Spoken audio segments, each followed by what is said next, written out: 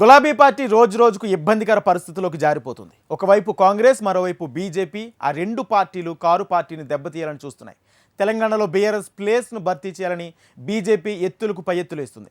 అటు కాంగ్రెస్ కూడా గతంలో తమకు జరిగిన అన్యాయానికి పగ తీర్చుకోవాలని చూస్తుంది. బీఆర్ఎస్ నేతలకు ఎలాగైనా గాలం వేసి వారిని హస్తం గూటికి చేరిస్తే చాలన్నట్లు వ్యూహాలు పన్నుతున్నారు. మరోవైపు రాజకీయ అవకాశం కోసం చాలామంది నేతలు వలసలకు సిద్ధపడుతున్నట్లు గుసగుసలు వినిపిస్తున్నాయి. కాలం ఎదురు తిరుగుతుందా లేక గతం రిపీట్ అవుతుందా? గులాబీ బాస్ విషయంలో ఇప్పుడు ఈ ప్రశ్నలే వినిపిస్తున్నాయి. 2014, 2018 ఎన్నికల్లో 2 సార్లు వరుసగా అధికారంలోకి వచ్చిన బీఆర్ఎస్ అధినేత కేసీఆర్ ప్రతిపక్షాలను దారుణంగా దెబ్బతీశారు. తెలంగాణ రాజకీయ పునరేకీకరణ పేరుతో ప్రతిపక్షాలు గుక్క తిప్పుకోలేని రాజకీయాలే చేశారు. గుంపులుగా టీడీపీ, కాంగ్రెస్ నేతల్ని చేర్చుకుని ఆ రెండు పార్టీలను దెబ్బకొట్టారు. దాదాపు 10 ఏళ్లు తిరిగేసరికి అలాంటి పరిస్థితినే ఇప్పుడు కేసీఆర్ ఎదుర్కొంటున్నారు. కాంగ్రెస్, బీజేపీ ఆ రెండు జాతీయ పార్టీలు బీఆర్ఎస్ ను ఖాళీ చేసే యోచనలో కనిపిస్తున్నాయంటున్నారు. బీఆర్ఎస్ కు మూలిగే నక్క మీద తాటిపండు పడ్డ పరిస్థితి తయారైంది. ఆ పార్టీకి కష్టాలని ఒకేసారి చుట్టుముడితే ఎలా ఉంటుందో అచ్చం అలాంటి స్థితి ఉందంటున్నారు. సరిగ్గా ఏడాది క్రితం కిక్కిరిసి ఉన్న కారు పార్టీ ఇప్పుడు సగానికి సగం ఖాళీ అవుతోంది. అవకాశవాదంతో ఇంతకాలం బీఆర్ఎస్ లో చేరి పదవులు అనుభవించిన నేతలు మళ్లీ పాతగుడికి పయనమవుతున్నారని తెలుస్తోంది.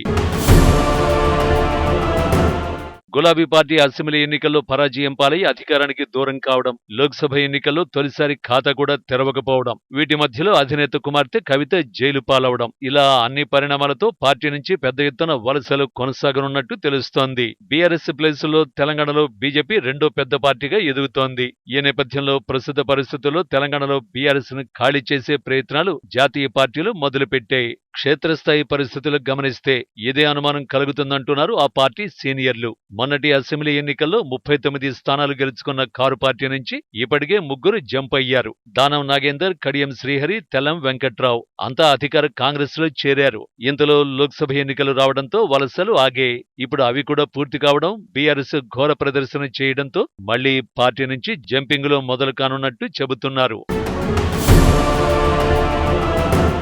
రాజకీయ నిపుణుల అంచనా ప్రకారం బీఆర్ఎస్ నుంచి ఏకంగా 22 మంది ఎమ్మెల్యేలు కాంగ్రెస్, బీజేపీ వైపు చూస్తున్నారని సమాచారం. కారు పార్టీలో తమకు భవిష్యత్తు ఉండదని వారు భావిస్తున్నట్టు తెలుస్తోంది.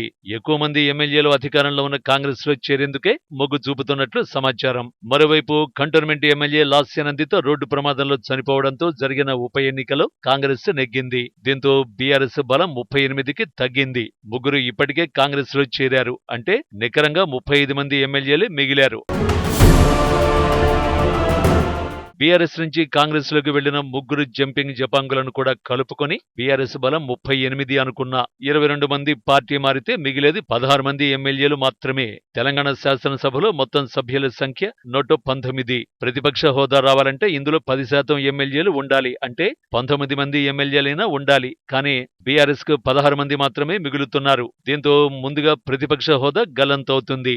గతంలో కేసీఆర్ భట్టి విక్రమార్కను ప్రధాన ప్రతిపక్ష నేత కాకుండా అడ్డుకున్నారు. 12 మంది కాంగ్రెస్ ఎమ్మెల్యేలను గులాబీ పార్టీలో చేర్చుకున్నారు. దీంతో వారికి ఎల్ఓపి పదవి దక్కలేదు. ఇప్పుడు కాంగ్రెస్ కూడా నీవు నేర్పిన విద్యయే నీరజాక్ష అన్నట్టు పని మొదలుపెట్టేసింది. కేసీఆర్ అధికారంలో ఉండగా విపక్ష ఎమ్మెల్యేలు ఒక్కొక్కరిని కాకుండా గుంపుగా చేర్చుకుని ఆయా పార్టీలను దెబ్బకొట్టారు. ఆనాటి ఘటనే ఇప్పుడు రిపీట్ అవుతుంది అనుకుంటే 22 మంది ఎమ్మెల్యేలు కాంగ్రెస్ లోకి వెళితే బీఆర్ఎస్ శాసనసభ పక్షం విలీన ప్రక్రియ అయిపోయినట్లే అంటున్నారు.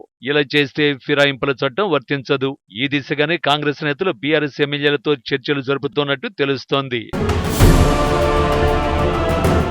మొత్తానికి బీఆర్ఎస్ ఎమ్మెల్యేలు 3/2 మంది అంటే దాదాపు 26 మంది ఎమ్మెల్యేలు పార్టీ మారితే ఫిరాయింపుల చట్టం వర్తించదు. పార్టీ మారేందుకు సిద్ధంగా ఉన్నామని వీళ్లంతా స్పీకర్ కు లేఖ ఇస్తే ఆ గ్రూప్ ని అసలైన బీఆర్ఎస్ ఎల్పీగా గుర్తిస్తారు. బీఆర్ఎస్ అధికారంలో ఉన్నప్పుడు కాంగ్రెస్, టీడీపీలకు ఇలాంటి పరిస్థితి ఎదురైంది. రాజకీయాల్లో ఏదైనా సాధ్యమే అన్నట్టు బీఆర్ఎస్ నుంచి ఒకేసారి అంతమంది ఎమ్మెల్యేల జంపింగ్ సాధ్యమా అనే ప్రశ్న తలెత్తుతోంది. అసలు 22 మంది కాకపోయినా కనీసం 11 మంది కాంగ్రెస్ లోకి వెళ్లినా కారు పార్టీకి పెద్ద దెబ్బే అంటున్నారు. ఇలాంటి సిచ్యువేషన్ లో ఇతర పార్టీల నుంచి బీఆర్ఎస్ లోకి వచ్చి అధికారాన్ని అనుభవించిన అవకాశవాద నాయకులు ఇప్పుడు ఎటువైపు వెళ్తారనే ప్రశ్నే ప్రధానంగా మారింది. పాత పార్టీ కాంగ్రెస్ వైపు వెళ్లిపోతారా? కొత్త గూడు బీజేపీకి చేరుకుంటారా? తాము అవకాశవాదులం కాబోమని నిరూపించుకుంటూ బీఆర్ఎస్ ని అంటిపెట్టుకుని ఉంటారా అనేది చూడాల్సి ఉంది.